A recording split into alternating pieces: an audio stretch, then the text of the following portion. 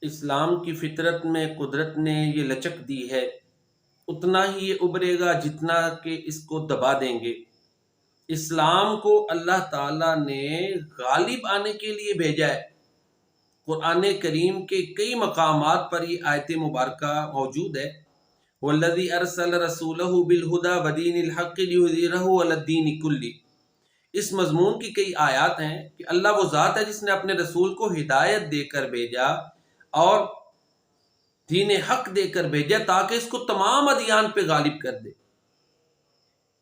اس غلبے کے لیے قربانیاں اور شہادتیں مطلوب ہیں۔ اسلام غالب آئے گا، غلبہ اس کا نصیبہ ہے، لیکن ساتھ ہی قربانیاں اور شہادتیں مانگتا ہے۔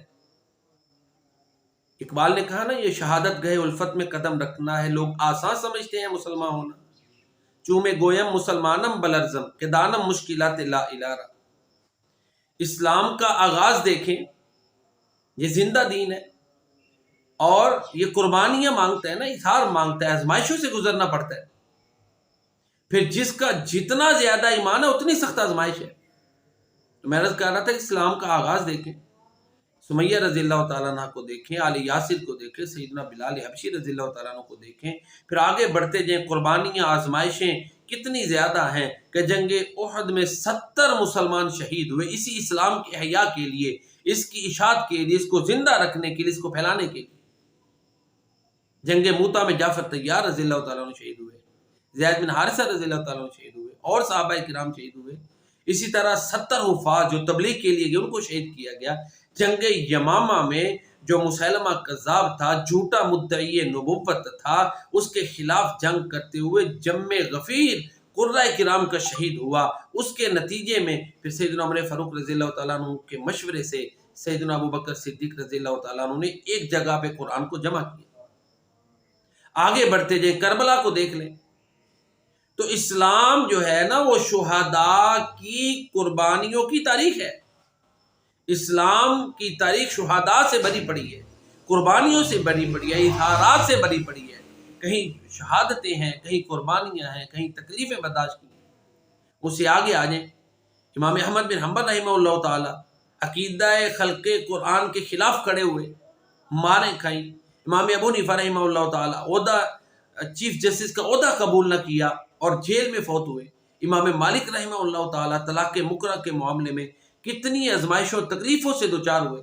برِ صغیر میں دیکھ لیں، سید مجدد الف ثانی رحمہ اللہ تعالی، وہ جو دین الہی بنایا ہوا تھا، اکبر نے اس کے خلاف کھڑے ہوئے۔ تو اسلام کی جو تاریخ ہے نا، یہ قربانیوں سے بھری پڑی ہے، شہادتوں سے بھری پڑی ہے، اور پھر یہ اللہ تعالیٰ کا اصول بھی ہے۔ اللہ کے نبی فرماتے ہیں سب سے زیادہ سخت آزمائش انبیاء کی ہوتی ہے۔ بنی اسرائیل میں ایک ایک وقت میں، ایک ایک دن میں کئی کئی انبیاء کرام کو شہید کیا گیا، لوگوں کو آگ کی کھائیاں کھود کر زندہ جلا دیا گیا، آروں سے چیر دیا گیا۔ تو اللہ کے نبی فرماتے ہیں سب سے زیادہ سخت آزمائش نبیوں کی ہوتی ہے، پھر ان کی جن کا ایمان زیادہ، پھر جن کا اتنا ایمان کم ہے اتنی آزمائش ہوگی۔